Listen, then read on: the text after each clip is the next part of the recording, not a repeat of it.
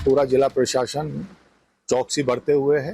रात से ही हमने सुरक्षा के पुख्ता इंतजाम किए थे और इस संबंध में क्योंकि परिवार से भी लगातार संपर्क में हैं और अभी तक परिवार भी पूरा सहयोग कर रहा है और आज पूरे दिन भी अभी भी हमारी पूरी फोर्स लगी हुई है और अभी एटा जो बांदा है जहां पीएम हो रहा है, ये जानकारी मिली है कि पीएम अभी चल रहा है, तो उम्मीद है कि देर रात्रि तक ही यहाँ पर शव आ पाएगा और परिजनों का ये कहना है कि जैसे ही आएगा वो लोग तैयार हैं, जैसे ही सुबह अपना नमाज होगी उसके बाद उसका जो भी रीति रिवाज हैं उससे वो दफनाया जाएगा। और बांदा से हमारे सहयोगी अजय हमारे साथ जुड़ गए हैं। अजय, क्या कोई जानकारी मिल पा रही है कि कब तक पोस्टमार्टम के बाद शव को लेकर के जाएंगे गाजीपुर? क्योंकि एसपी का जो बयान सामने आया उसमें वो कह रहे हैं कि देर रात तक गाजीपुर पहुंचेगा शव। बिल्कुल, एक बार तस्वीरों से सब बताता हुआ चलता हूं मैं आपको। पहले तक हम दूर खड़े थे, लेकिन अब जिस जगह पर ये पूरी प्रक्रिया चल रही है पोस्टमार्टम की, एकदम उसके नज़दीक पहुंच गए और आप देखिए गाड़ियां लगी हैं, परिजनों की गाड़ियां हैं और अंदर की तरफ आप देखेंगे उनके जो छोटे बेटे हैं उमर, वो भी दिखाई दे रहे हैं। उमर खड़े हैं एम्बुलेंस के आगे और एम्बुलेंस अब तकरीबन दरवाजे पर मौजूद है। किसी भी मिनट बताया जा रहा है कि जो शव है वो शव निकलेगा। आप देखेंगे उमर दिखाई दे रहे हैं, कुर्ते में उमर खड़े दिखाई दे रहे हैं ठीक मॉर्चरी के बाहर, वहाँ पर एम्बुलेंस भी मौजूद है और तैयारी पूरी कर ली है। देखिए किस तरीके से रस्सियां जो है हाथ में लेकर पुलिसकर्मी यहाँ पर मुस्तैद है। कोशिश ये है कि व्यवस्था बनी रहे। इस हिस्से में पुलिसकर्मी भारी पैमाने पर कैसे मौजूद है, देखिए कैसे छावनी बना के रखा हुआ है मॉर्चरी के बाहर के हिस्से को। इसके अलावा अस्पताल के बाहर भी भारी पुलिसकर्मी मौजूद है और इसके साथ ही यहाँ पे गाड़ियाँ जो मौजूद है तकरीबन 18 से 20 गाड़ियाँ हैं जो लेकर फ्लीट को फॉलो करते हुए जाएंगी। तो अंदर की तरफ फिर एक बार आपको दिखाते हैं जहाँ पर उमर, इसके अलावा जो बड़े अजय, लेकिन ये भी आप बताइए कितने बजे यहाँ से इस शव को लेकर निकलेगी पूरी टीम और कोई रूट अलग तैयार किया गया है? कोई ऐसा रूट जहां से जल्दी पहुंचा जाए, समय कम लगे? और दूरी कितनी है अगर हम देखें बांदा से गाजीपुर की?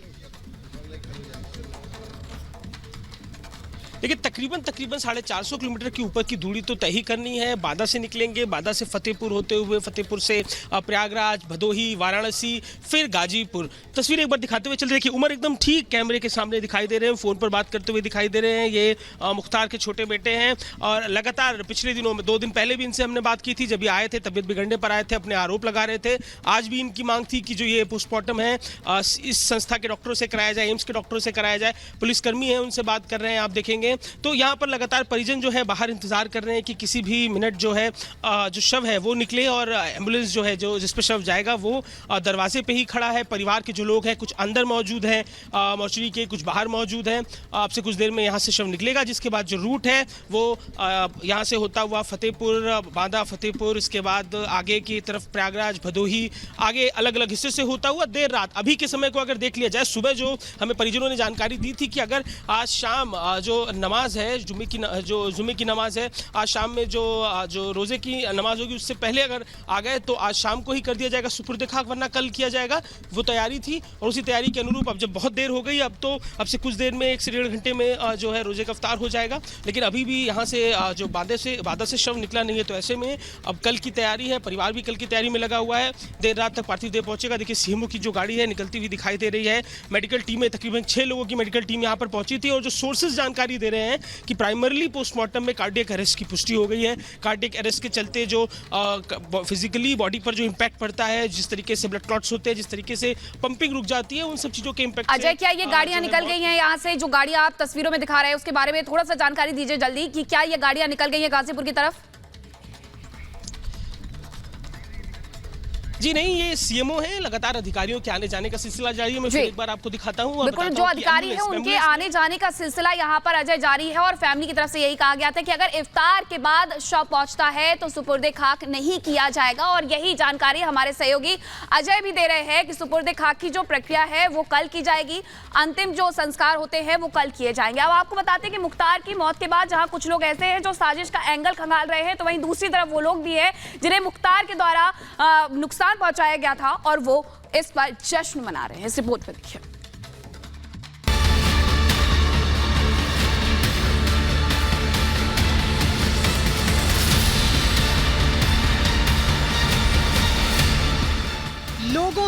अपनी दहशत पैदा करने के लिए कई घर उजाड़ दिए, पता नहीं कितने लोगों को मौत के घाट उतरवा दिया। उस पूर्वांचल के सबसे बड़े माफिया का अंत हो गया। बात हो रही है पूर्वांचल के सबसे कुख्यात माफिया मुख्तार अंसारी की, जिसकी हार्ट अटैक से मौत हो गई। जिन परिवारों को माफिया ने तबाह कर दिया था, उन घरों में जैसे ही मुख्तार अंसारी की मौत की खबर पहुंची, वहां खुशी की लहर दौड़ गई।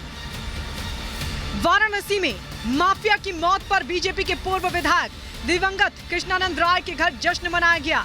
उनके परिवार के लोग ढोल नगाड़ों के साथ काशी विश्वनाथ के दर्शन करने पहुंचे। कृष्णानंद राय की पत्नी अलका राय ने मुख्तार की मौत पर कहा कि कृष्णानंद की हत्या के बाद कभी होली नहीं मनाई। मुझे लगा कि आज हमारे लिए होली है। हमको तो।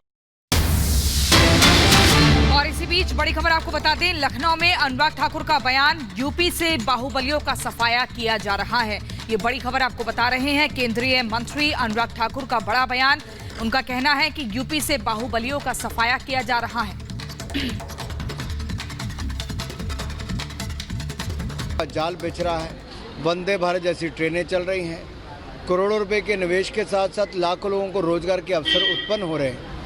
ये उत्तर प्रदेश ने एक संकल्प लिया है कि विकसित भारत के साथ साथ विकसित उत्तर प्रदेश बनाएंगे, और ये $1 ट्रिलियन इकॉनमी जो अगले कुछ वर्षों में बनाने की बात कर रहे हैं, ये अपने आप में दिखता है कि आज उत्तर प्रदेश विकास की बात करता है। मुख्तार के साथ बड़ी सहानुभूति उठी सपा और बसपा की। देखिए, जिन्होंने संरक्षण दिया अपना राजनीतिक लाभ लेने के लिए, वो कुछ भी बयान देते रहे। मैं इतना ही कहूँगा, मेडिकल जांच हो चुकी है, न्यायिक जांच मांगेंगे तो वो भी हो जाएगी, उसमें कोई दिक्कत नहीं। सच जानने का हर किसी का है। आज अगर 25 साल के युवा को हार्ट अटैक आ जाता है, किसी को 35 साल वाले को 30 साल, ये होता है, और जो भी हुआ होगा वो सच सबके सामने आया है। लेकिन